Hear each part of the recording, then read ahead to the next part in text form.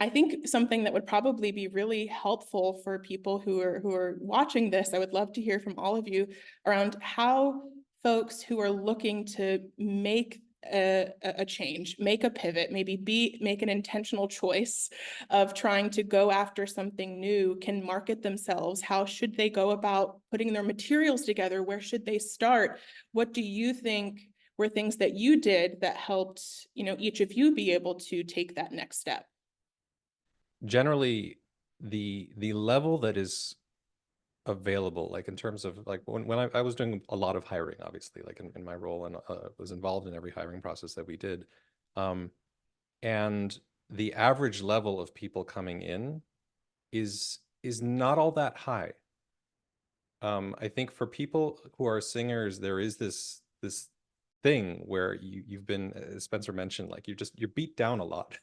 There's a lot of people telling you are not good enough, that you need to be a little bit more perfect, etc. And I can imagine trying to make a pivot into the tech industry and being like, well, how on earth am I supposed to be perfect at, programming Python? How on earth am I supposed to be perfect at customer service? Like there's all these roles, and I've been told I need to be in the upper 1%, and I don't know this role yet. How on earth can I get to that upper 1%?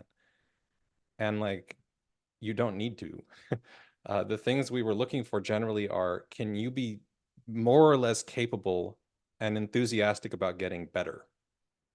And like, anyone who has gone through what we've gone through is able to do that in spades. And so to anyone who might be struggling with some imposter syndrome about moving into a new industry, I just want to throw that little bit in of like, your willingness to improve on anything actually sets you apart from the vast majority of the workforce.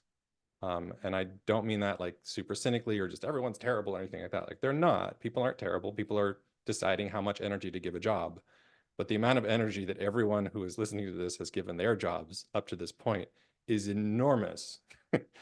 And if you give a fraction of that to any job in the tech industry, you will be head and shoulders above most other candidates, even if you don't have as much experience as some of the other people applying. I think that the fact that as a singer you're so used to rejection is a huge advantage in any job that you want to move into, not just tech.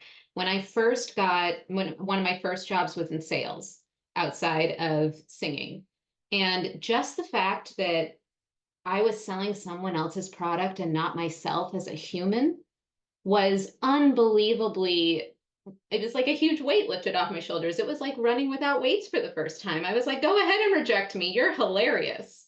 You know?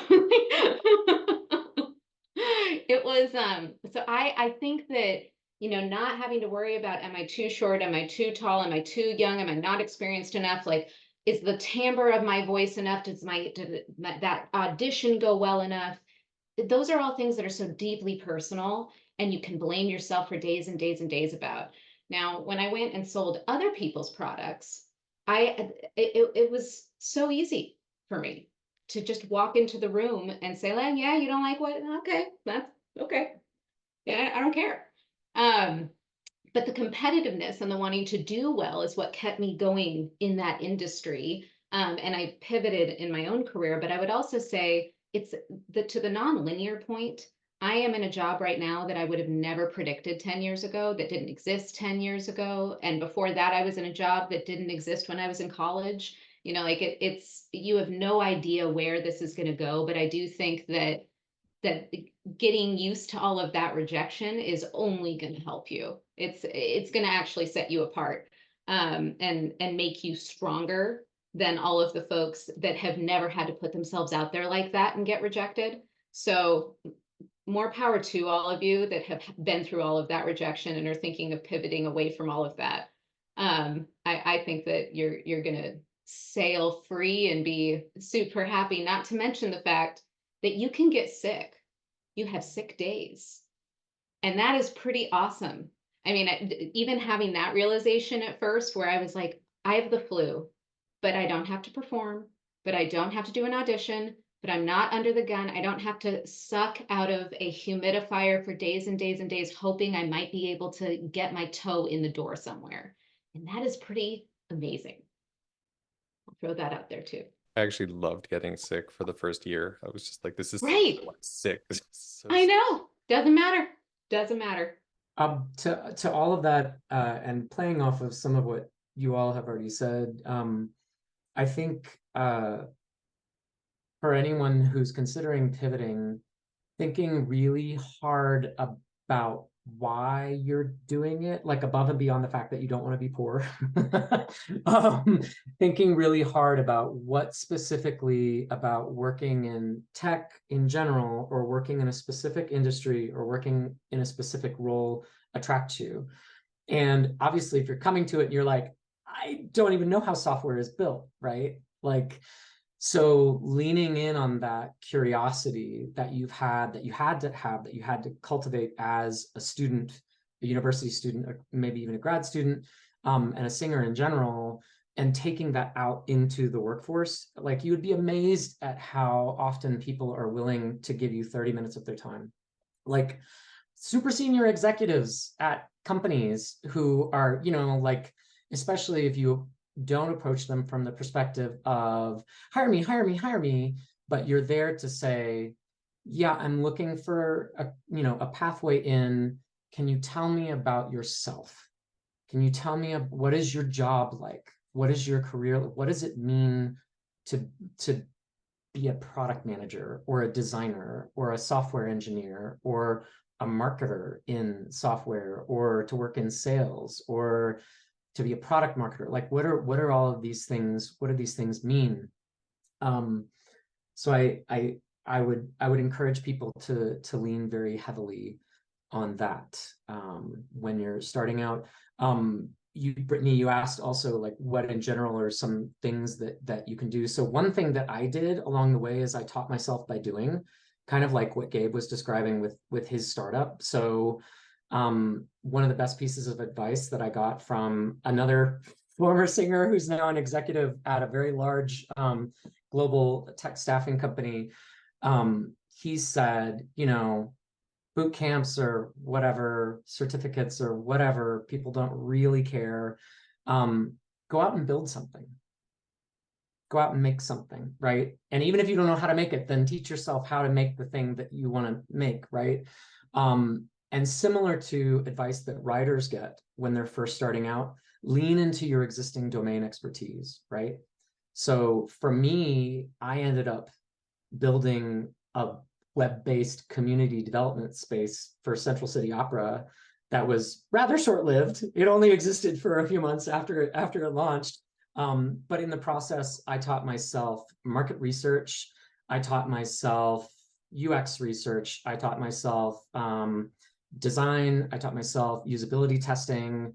I iterated on things. I did lots of stakeholder management, both at the company and in terms of other folks who were formally affiliated with other artists, sort of, who were alums of the company, to get them excited and to try to gauge their interest. I gathered quantitative and qualitative data. I documented all of it. I turned it into a case study, and I put that on a website. And then suddenly I had something to talk about when I was interviewing for my first tech roles, right? Even though I wasn't paid a dime for that, and even though it didn't ultimately succeed beyond, much beyond launch, because you know what, you gotta, if you're gonna be a founder, you gotta be willing to fail, right? But I learned a lot from that, and then when I started talking to people one-on-one and taking friends out for coffee, people like us who work in tech, and saying, hey, Michele, Gabe, Spencer, Brittany, tell me about your lives. Then I had something to talk about. I had some context for it. And then I was like, ooh, product management. That sounds really interesting. I could talk about that later. But yeah, that was sort of my pathway in anyway. I love all of these comments so much. And I just want to also throw out there that the first 3 or 4 jobs that I had sucked. They were terrible jobs. And so I think that when you have something that you're really passionate about and you're working towards, and then you go into this job that is somewhat soul sucking, it can be really deflating. And you say, okay, wait, did I make the right decision? That being said, you're not going to thrive most likely the first time you get out. You might really enjoy being sick, like Gabe and I And, you know, some of the things that are coming off of your shoulders are going to be really awesome. But at the same time, I wouldn't, you know, a lot of the challenges in hiring in the tech sector, it's really difficult, actually, more, in my opinion, for mid-level managers and above to be getting some of those jobs. It's very, very high stakes there, and there's a lot of people sitting on the bench. However, to get an entry-level position, I would say you're much better poised. And it's not going to be your dream job, but it's going to get you to the next one and the next one and the next one. And I would say just keep going on the authenticity of what you actually want out of your life. You know, I get to come home and see my 3 kids every single day. I get to help them with their homework. And if I, you know, fall and break my back, I have insurance. You know, like, so these types of things that that may or may not matter to you, figure out, I guess, if they matter to you at all. Yeah, and one last thing for the bigger crew is I have never gotten a job that I didn't know somebody, like Dover opening up the door for me, or somebody that I have connected with that has known somebody who's known somebody. So again, I think that I think it was Gabe who said, you know, we're used to this challenge with each other in, you know, the soprano space or whatever it may be, that doesn't actually exist on the outside. I've helped a lot of people, and a lot of people have helped me. And I found that people are very, very supportive, especially women in tech. There's not enough of us. So not that it's not great, all of you men on the call as well, but I've found moms in tech, women in tech, lots of support in those particular arenas. So don't worry, reach out. We're here for you.